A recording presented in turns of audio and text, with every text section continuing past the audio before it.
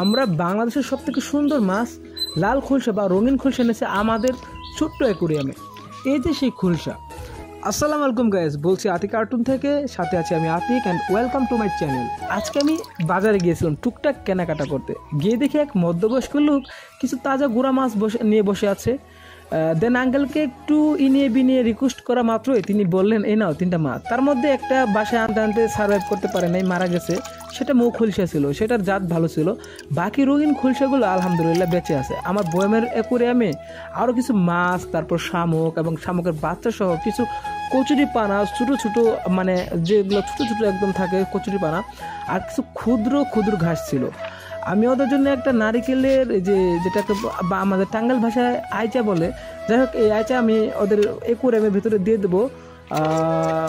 আমি অ্যাকোরিয়ামের ভেতর দিয়ে দেবো, যাতে এই পাশে একটু আমি কাটবো, এটা একটা জেরির রুমের মতন হবে, জেরির যেভাবে ঢুকে আর এই দিক দিয়ে ঢুকবে আর উপর দিয়ে বের হবে, বা উপর দিয়ে ঢুকবে নিচ দিয়ে বের হবে, এরকম কিছু একটা টাইপের করব।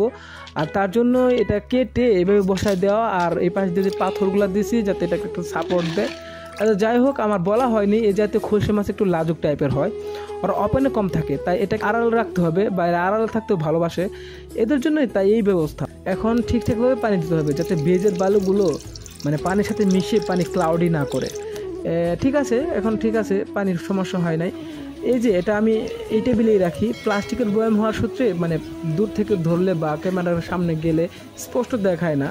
যাই হোক, এটা আমি বাইরে নিয়ে আপনাদের দেখাচ্ছি। এই যে বাইরে নিয়ে আসলাম অ্যাকোরিয়ামটা, এখন দেখাবো। এই যে দেখছেন একটা শামুক, অ্যান্ড এখানে স্পষ্ট দেখা যাচ্ছে একটা ভিন্ন জাতের একটা কচুরি পানা আনছিলাম। যাই হোক, এই যে লাল খোলসাটা মনে হচ্ছে ও ক্যামেরার দিকে তাকাই রয়েছে, বা দুইটা একসাথে আছে এখানে। ওই যে একটা গাছ দিয়েছিলাম ভিতরে, এটা আবার এই গাছের পাতাগুলা ওই শামুকে খাইতে খুব ভালোবাসে। আমি একটা গাছ দিয়েছিলাম, পুরো ও মাই গড ভিতরে ঢুকে গেছে, আইচার ভিতরে ঢুকে গেছে, এই দিক দিয়ে বের হয়ে গেছে।